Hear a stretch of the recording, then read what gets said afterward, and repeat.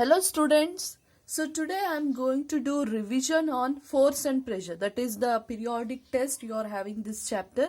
So I am going to do the revision on force and pressure.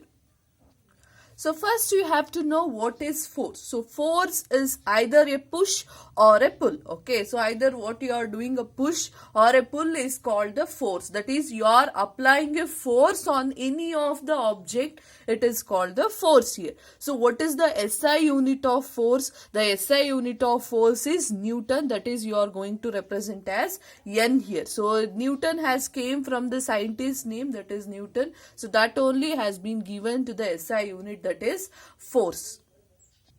Next is types of forces. First one is contact force and second one is non-contact force. So contact force is nothing but force which acts when two objects are in contact with each other. Only when two objects are in contact with each other, then only that type of force is called the contact force. Under that, example for a contact force is first one is muscular force and second one is frictional force. So what is the muscular force? This is muscular force is an example for a contact force. That means the two objects are in contact with each other. Force due to action of muscles in our body. For example, the best example is lifting a bucket. Bucket you are lifting, that is also a muscular force. Why it is a muscular force? Because of the action of your muscles or the hand you are lifting that bucket. The hand as well as the bucket is in contact with each other. That is why that type of force is called a muscular force. Another example of this muscular force, you can give an example like you are holding a bag, school bag you are holding. That is also a muscular force. That is you are applying the force that is due to action of your muscles in the body, due to which you can able to carry your school bag. Next is frictional force. This is also another type of force, that is a contact force. This frictional force is an example for a contact force. Force which opposes the motion. That means, example for this means a moving ball stops after some time, isn't it? A moving ball stops after some time. How can I give the example for this? Means, for example, in a cricket or any of the matches where you are going to use the ball, you can observe that whenever a ball is moving, the ball is moving in this direction. For example, this is the boundary here. Suddenly at some certain point, the ball will stop moving, isn't it? The ball will be in motion position. You know what is motion and rest. If the ball is kept here without acting any force, means then that ball or the object is called rest. Now, if the object is in moving, that is in a motion position, suddenly without any, nobody will be there to stop that ball or no other forces will be acting on that. Then also that ball will stop after reaching certain time. Why that ball is stopping after reaching without nobody is applying the force on that? Then also that ball will stop because the frictional force will be acting opposite to the motion. That means in this direction the ball is in motion. Motion means it is moving here. In the opposite to that motion, that means this is the direction in which force is applied. Opposite means opposite of this one means in this direction frictional force will be acting on that ball. That frictional force will be only act when the ball is in contact with the ground. That is, frictional force is a contact force. Whenever a ball and the ground is in contact with each other, the frictional force will be acting opposite to that ball, so that the ball stops moving after some time. Okay. So what is the frictional force? The force which opposes the motion or the movement of the ball. So what is the example for a frictional force? Example for a frictional force is a moving ball stops after some time. So now we have discussed about what are the contact force and also examples for the contact force. Now what is this non-contact force? Non-contact force means force without making a contact. That means if these two objects are, if they are contact with each other, that means they are in contact with each other, then only you can say that force is a contact force. Without making a contact, then how can there will be a force? Means to understand that we have to know what are the examples for a non-contact force. The first and the more important is magnetic force. The best example for the non-contact force is magnetic force, and the second one is electrostatic force,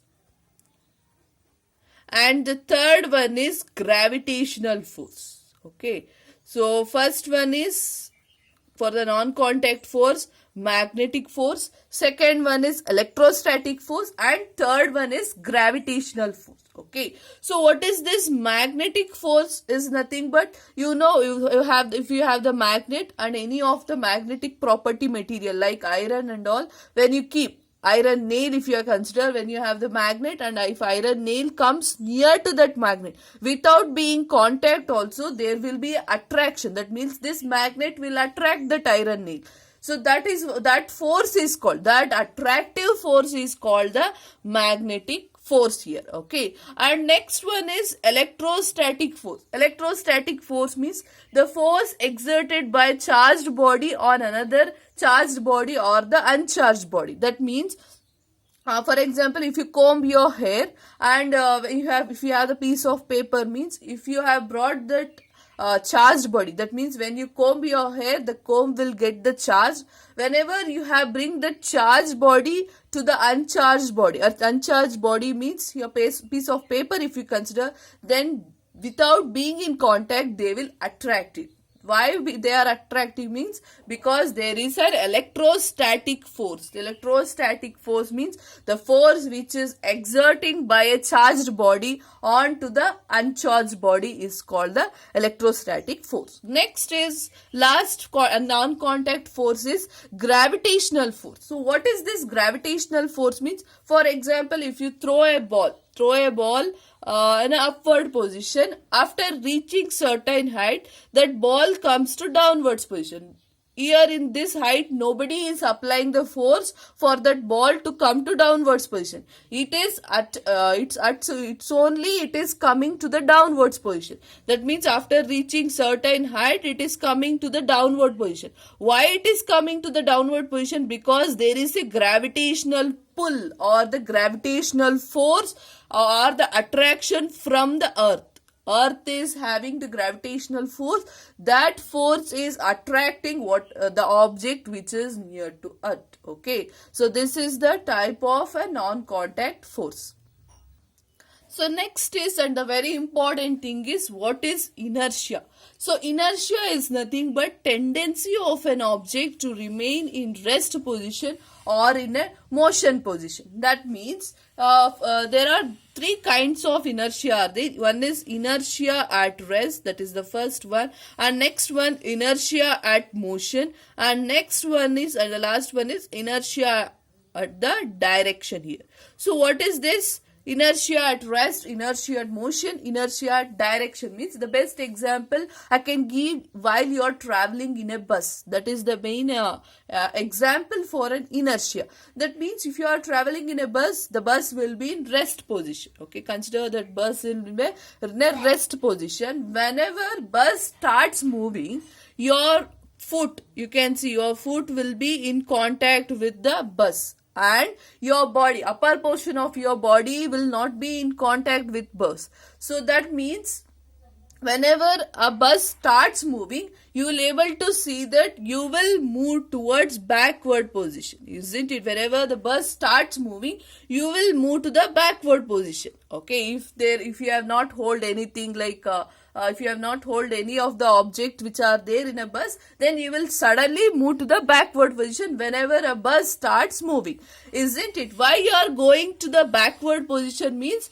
previously where your position will be. Previously you will be in some position. So whenever a bus bus starts moving, whenever your position will be here, whenever the bus starts moving in this direction, you will notice that you will move to the backward position because you are going to the previous position. So that is called the tendency of an object to remain in rest position, isn't it? Because you will be in rest position. So that inertia makes you to go again back to the rest position. So that is the first thing.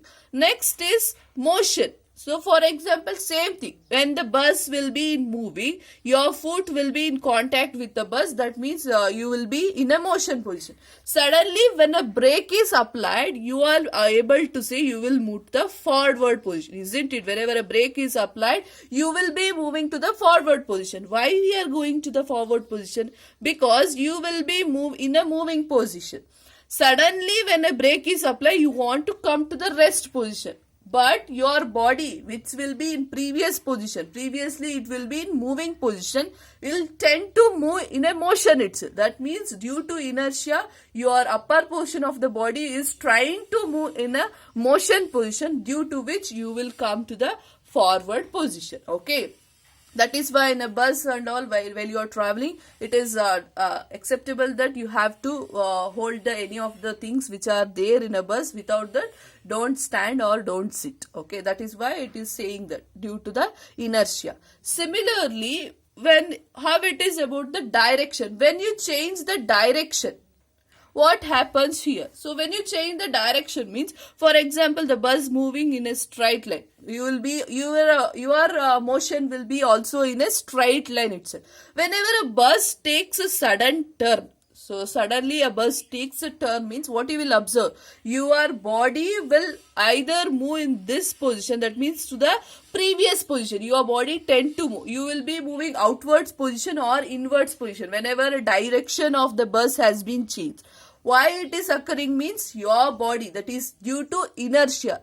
Inertia means here the body will be moving towards our body, upper portion of our body will tend to move to the previous position. Previously where we are, the previous position of us is in straight line. Whenever there is a straight line has been changed to curved line, it takes time for our body to adjust to that line. Okay, so that is the important thing. So that is inertia.